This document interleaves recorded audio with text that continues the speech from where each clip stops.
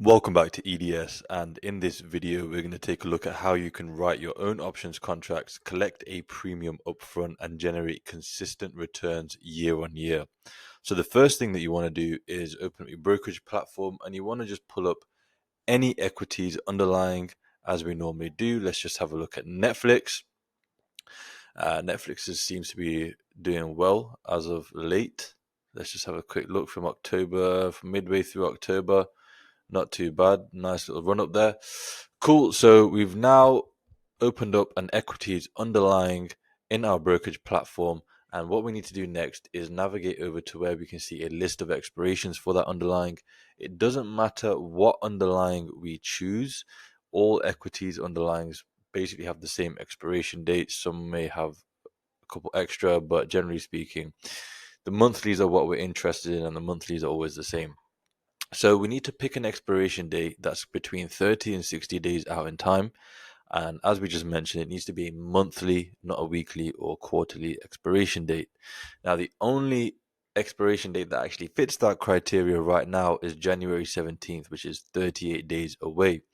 So we can take this information, January 17th, 38 days, come over to our watch list, and we can filter out all underlyings that have earnings over the next 38 days. The reason for this is because earnings will increase volatility. It will almost certainly mess up our deltas, and all of these things will have a negative effect on your P&L. And we also want to filter out anything with a low liquidity rating level. This is because we only want to be trading liquid markets, tight spreads, and we want to be able to get in and out of positions easily. So you'll be left with something that looks like this. I've got my watch list ordered from high to low IVR. That's just personal preference. This is a pre-made watch list, a high options volume watch list. However, you can use whatever you like, make your own watch list. It doesn't matter. We are product indifferent. Our edge here is that implied volatility is overstated most of the time, fear is overstated, and volatility is mean reverting.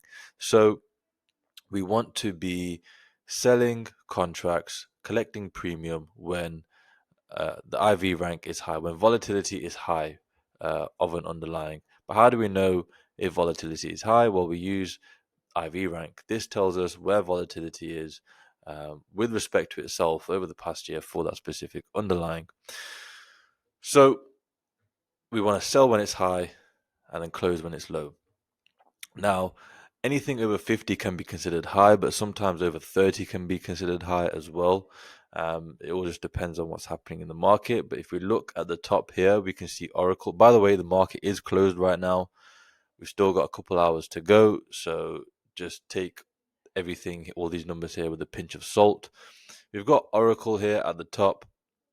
It's well, it last traded for just over $190. It's got a lovely IV rank of 101.3, an absolute IV level of 45.5. And this looks like it could provide us with a nice setup. So if we go over to the expirations section for Oracle, we already know we're going to be at January 17th for our expiration date. And we are now presented with the options chain. Now, here we're simply going to do what we always do, which is sell one call and sell one put. We're going to do that anywhere from a 15 to 20 delta. So, as I mentioned, take these raw numbers with a pinch of salt. The market is closed right now. However, we can still mock up positions. And if this position looks good, then come market open in a couple of hours' time, I will be looking to open this position. This is a small example portfolio, but I'm going to show you how you can make even larger-ish underlyings like Oracle fit in any size portfolio. So what we're going to do is we've got a 20 delta uh, call contract here at the 200 strike. We're going to sell one of those. And then on the put side, we've got a 19 delta, which is close enough to 20. We've got a 19 delta put contract at the 155 strike, and we're going to sell one of those as well. Now, as you can see here, we have essentially created a range for ourselves, and as long as price stays within this range by expiration, then we will keep all of the premium that we collect up front, just like an insurance company. When they sell you car insurance or house insurance, they sell you the insurance, collect the premium up front, and as long as nothing bad happens, they keep the premium and you get nothing out of it. And we're basically similar to insurance companies in a sense. We are writing contracts, collecting premium, and we hope nothing bad happens or nothing too good happens, and we just keep the premium. Now, the premium that we collect is $7.57 times 100 shares, because each contract controls 100 shares of the underlying. So that's going to be a premium of $757 that we collect up front. Our broker is going to require just over 5.3k in buying power to open this position. So as you can see, this is a nice return on capital, especially for 38 days and on a naked position. Now, what's the likelihood of this working out in our favor? Well, if we wanted to wait until expiration, the probability of making at least a penny on this trade is 79%. And if we wanted to get out of this position at 50% of max profit, we've got an 83% chance of that happening at some point between now and the next 38 days. So very, very high probabilities of success. And as I mentioned, take this with a pinch of salt. I can almost guarantee that the call side won't be so close to the at the money strikes, and the put side probably won't be as far. This will be more balanced out when the market opens, but the numbers will probably look fairly similar, provided IV is still where it is, which it probably will be. Um, and that's all that really matters, the numbers. So $5,300 is probably a little bit too much for most people's portfolios. Obviously, if you have, say, $10,000 in your account, even if you have, say, $100,000 in your account, you may not necessarily want to be allocating $5,000, over $5,000 to just one single naked position. So what we can do is we can simply buy another contract a little bit further out, say $10 away from the short strike, and we can do the same thing, $10 away from the short strike on the put side as well. So we've basically created, these are called the wings, right? These are long contracts that are covering our short contracts.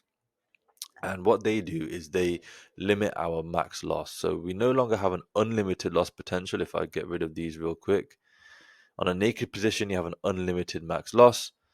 When you cover your naked contracts, your max loss is now defined. How is it defined? Well, it's the difference between your short and long contracts minus the premium that you collect up front, times by 100 shares per contract, and that's how you end up with your max loss.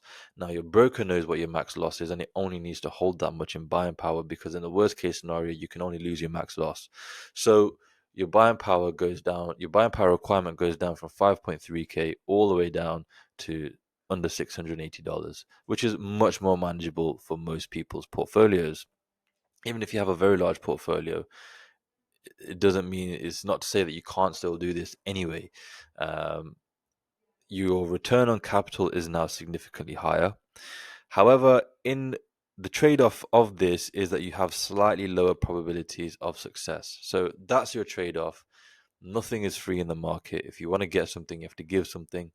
And that's basically how you can find and manipulate positions to fit inside your portfolio. Now, if you want to know how much buying power you should be allocating to your positions, click the link in the description, click on free position sizing template, and it will take you to this spreadsheet. The way it works is you enter in the size of your portfolio at the top. Let's just say it's $25,000. And then you enter in what the current VIX level is. Let's just say it's 31.2. It's not, but let's just say it is.